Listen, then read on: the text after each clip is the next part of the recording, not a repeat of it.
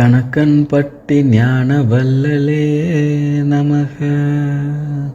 சாமி, நீ நினச்சது நடக்குமா? இந்த ஒரு கேள்வி தான் உன் மனசில் தினமும் ஒழிச்சிக்கிட்டு இருக்கு. நீ சிரித்தாலும் உன் உள்ளுக்குள்ளே ஒரு போராட்டம் நடக்குது. இரவில் தூங்க போகிற நேரத்தில் கூட இதே எண்ணம் தான் திரும்ப திரும்ப வருது. ஏன் இன்னும் நடக்கலை? என்ன தவறு பண்ண? என்னோட வாழ்க்கை எப்போ மாறும்? நீ மட்டும் இல்லை, இந்த கேள்வி கேட்குற பல பேரில் நீயும் ஒருத்தன்.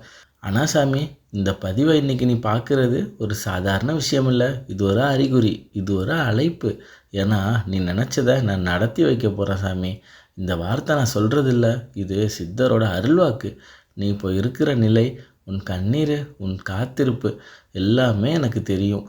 இந்த பதிவை முழுசாக கேளு. உன் வாழ்க்கை பாதை இங்கேருந்து மாற ஆரம்பிக்க போகுது சாமி. இது ஒரு பதிவு இல்லை, இது உனக்காக வந்த ஒரு பதில். சாமி, நீ ஒரு விஷயத்தை மீண்டும் மீண்டும் நினச்சிட்டு இருக்க. அது சாதாரணமாக தோணலாம், ஆனால் உண்மையிலேயே அது சாதாரணம் இல்லை. எந்த எண்ணமும் எந்த காரணமும் இல்லாமல் உனக்குள்ளே அது வராது. நீ நினைக்கிற அந்த ஆசை, அந்த கனவு, அந்த எதிர்பார்ப்பு, அது உன்னோட வாழ்க்கையோட சம்மந்தப்பட்டது தான்.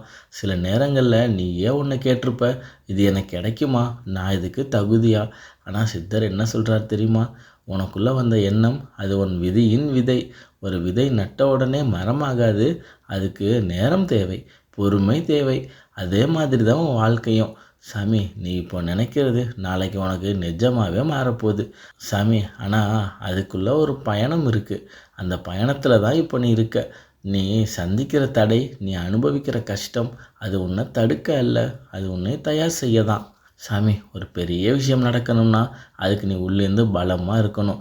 அதனால தான் வாழ்க்கை ஒன்று சோதிக்குது. நீ உடைஞ்சு போகணும்னு இல்லை, நீ உருவாக்கணும்னு தான் சோதிக்குது.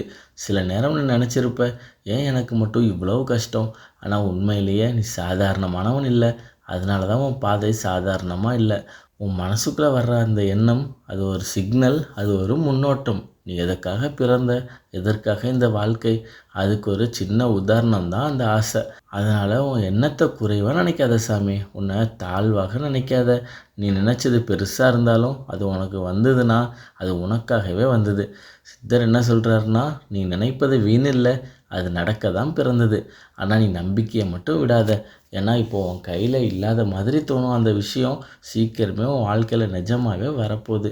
சாமி, நீ என்னை நினச்ச அந்த நொடியிலேருந்து நான் உன்னை கவனிச்சிக்கிட்டு இருக்கேன் சாமி. நீ சொன்ன பிரார்த்தனை, நீ சிந்திய கண்ணீர், நீ சொல்லாமல் உனக்குள்ளே வச்சு கொண்ட வேதனை எல்லாமே எனக்கு தெரியும். நீ நினச்ச அந்த ஆசை அது ஒரு சாதாரண விருப்பம் இல்லை, அது உன் உள்ளத்தின் உண்மை. அதனால தான் நான் இப்போது உன்கிட்ட பேசுகிறேன். நீ நினச்சதை நான் நடத்தி வைப்பேன் சாமி. ஆனால் கவனமாக கேளு. எல்லாத்துக்கும் ஒரு நேரம் இருக்குது. நீ இப்போ கேட்குற ஏன் இன்னும் நடக்கலை?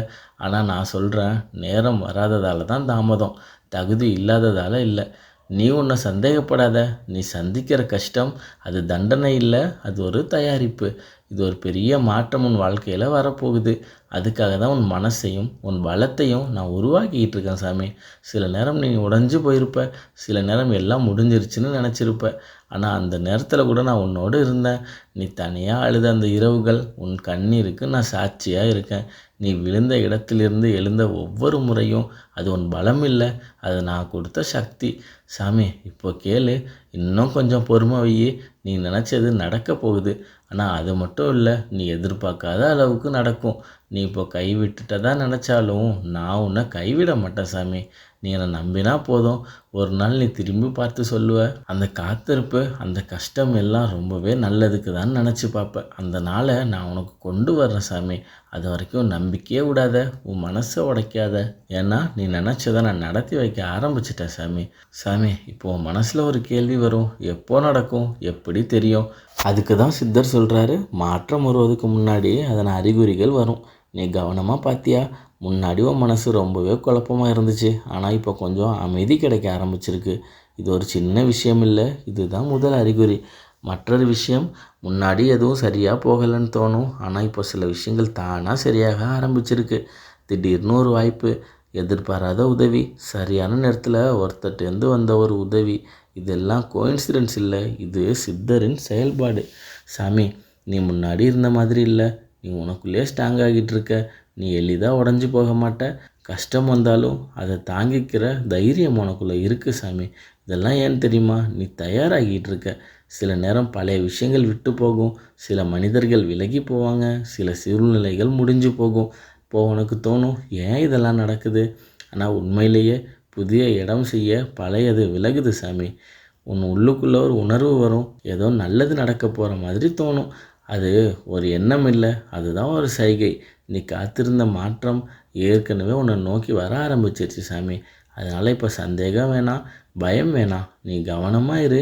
இந்த ஒரு சின்ன சின்ன மாற்றங்கள் சீக்கிரமே பெரிய மாற்றமாக மாறப்போகுது சாமி. இப்போ புரிஞ்சுக்க, உன் வாழ்க்கை மெதுவாக இல்லை, சரியான நேரத்துக்கு நகர்ந்துக்கிட்டு இருக்கு.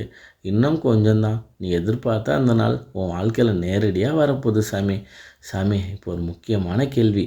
நான் என்ன செய்யணும்? சித்தர் இதுக்கான பதிலை ரொம்பவே எளிமையாக சொல்கிறாரு.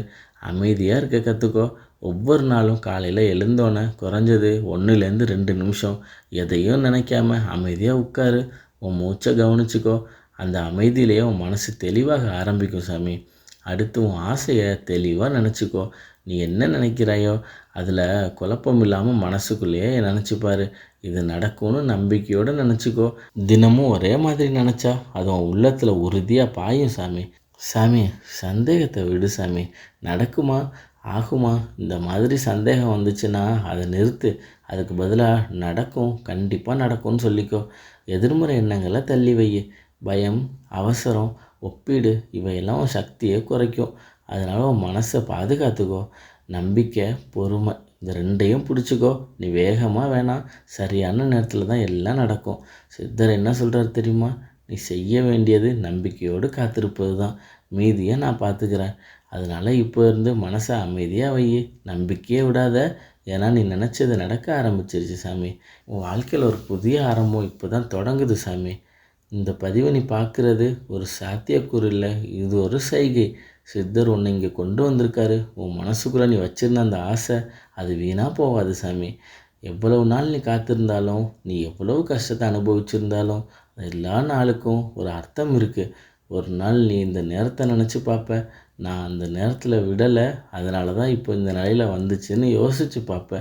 நீ நினச்சது கண்டிப்பாக நடக்கும் சாமி. ஆனால் நீ நம்பிக்கை மட்டும் விடாத.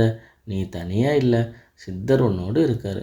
ஒவ்வொரு அடியிலையும் ஒவ்வொரு கண்ணீர்லேயும் அவர் உன்னை வழி நடத்துகிறாரு.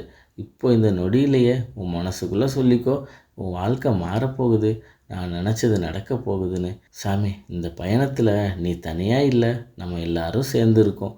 நினைவில் வச்சுக்கோ, நீ நினச்சது நிச்சயமாக நடக்கும் சாமி.